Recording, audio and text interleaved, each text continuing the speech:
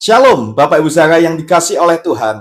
Kita akan membahas tentang silsilah yang mengandung harapan. Kita akan mengambilnya dari teks Matius pasal 1 ayat 1 sampai 17. Kalau kita melihat di dalam Matius ini, kita akan melihat tentang daftar silsilah dari Tuhan Yesus. Terkadang kalau kita melihat sebuah daftar silsilah, mungkin tampaknya membosankan bagi banyak orang. Namun, bagi bangsa Yahudi, silsilah adalah identitas dan bukti dari janji Allah itu sendiri.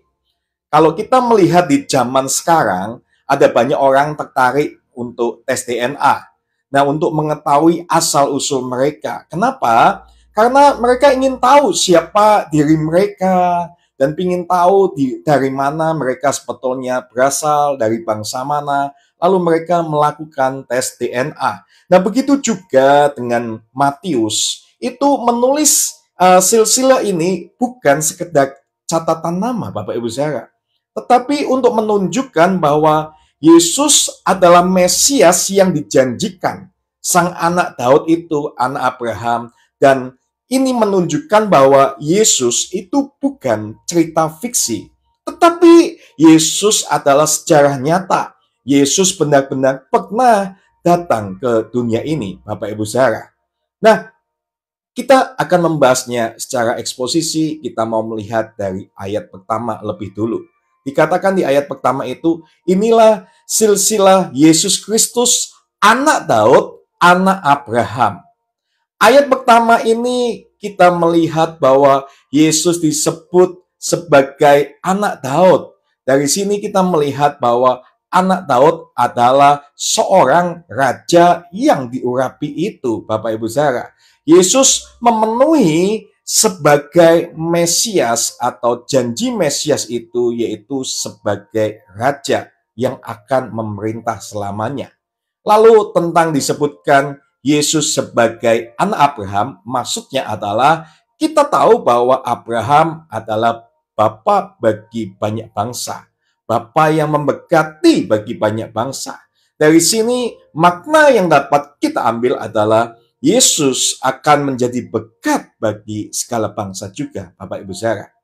Nah, kalau kita melihat di sini, kita bisa tahu bahwa Tuhan Allah itu menepati janjinya kepada umat manusia yang katanya akan memberikan Mesias, sang penyelamat itu, yang membebaskan kita itu.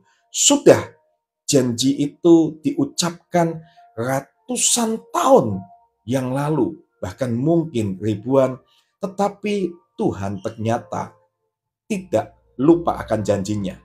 Tuhan itu tetap menepati janjinya, Bapak Ibu Saudara. Mungkin bagi manusia terlambat, tetapi percayalah, waktu Tuhan itu yang terbaik dan dia tidak pernah gagal. Ada seorang ibu yang punya anak, anaknya sungguh sangat nakal sekali. Tapi dia percaya akan janji Tuhan bahwa anaknya itu akan dipakai oleh Tuhan. Nah, ibu itu seringkali memberi nasihat, memberikan yang namanya petuah kepada anaknya, tapi sulit sekali.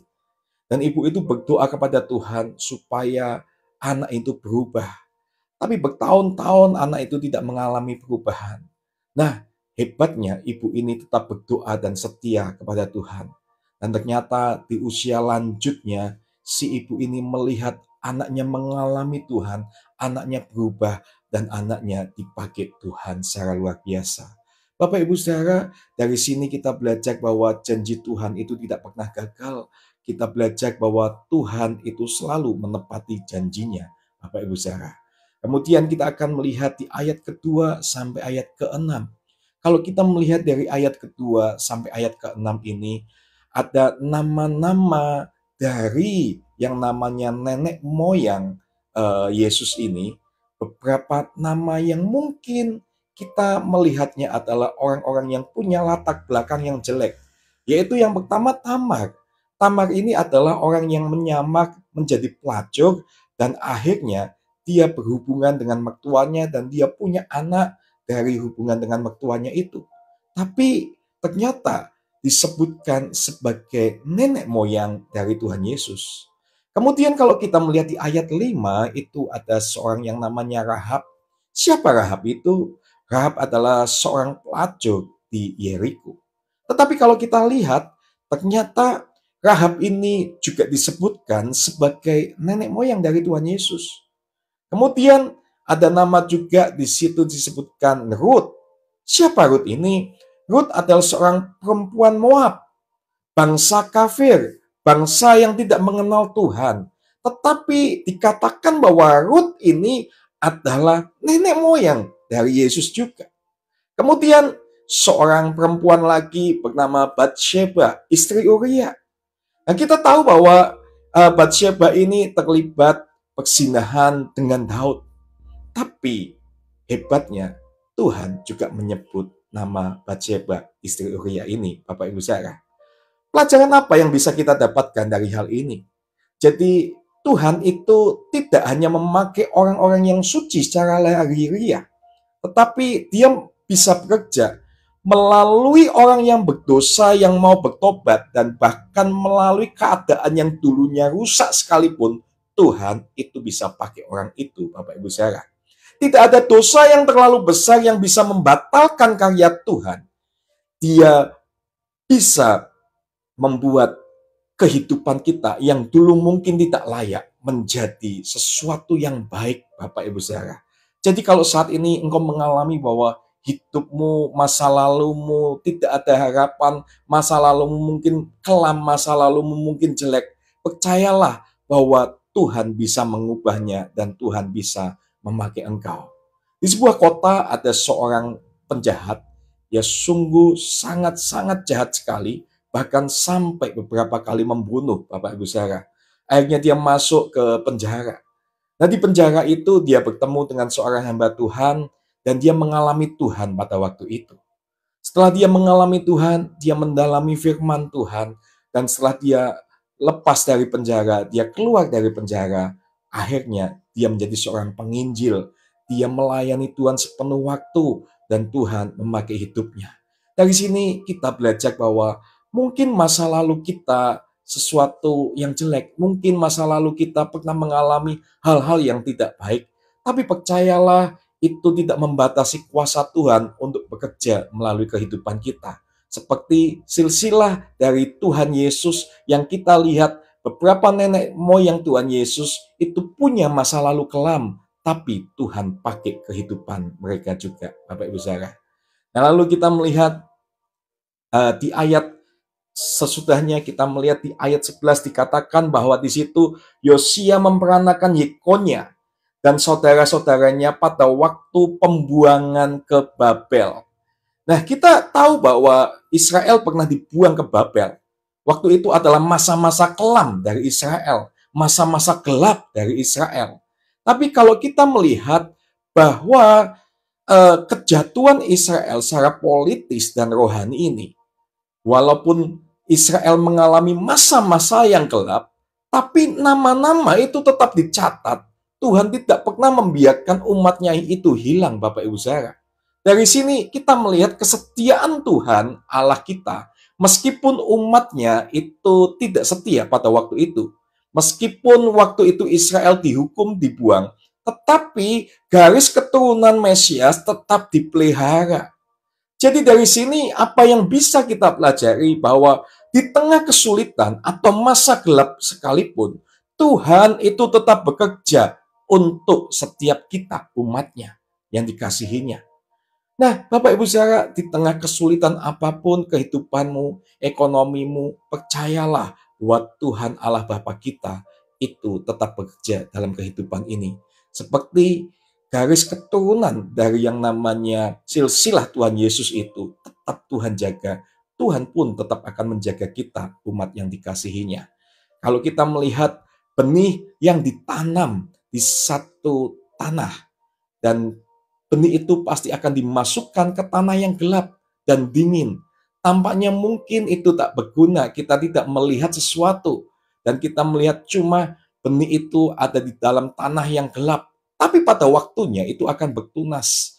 Tuhan itu sedang menumbuhkan karyanya bahkan di musim gelap sekalipun, Bapak Ibu saudara.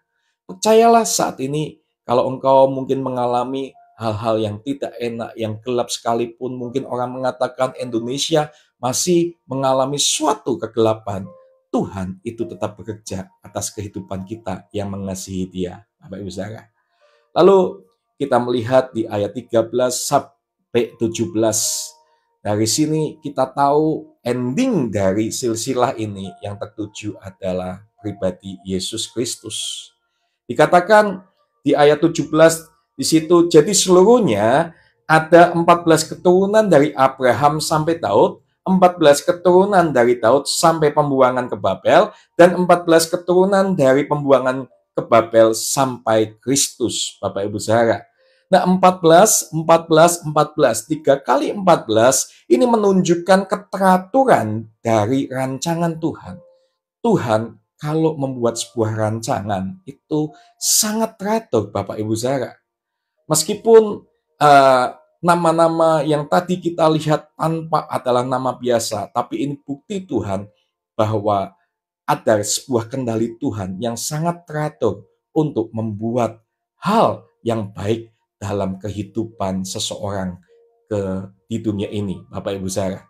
Nah, Bapak Ibu Saudara, percayalah bahwa waktu Tuhan itu membuat silsilah dengan teratur itu, tujuannya, prioritasnya sebetulnya satu pribadi, yaitu Yesus Kristus itu.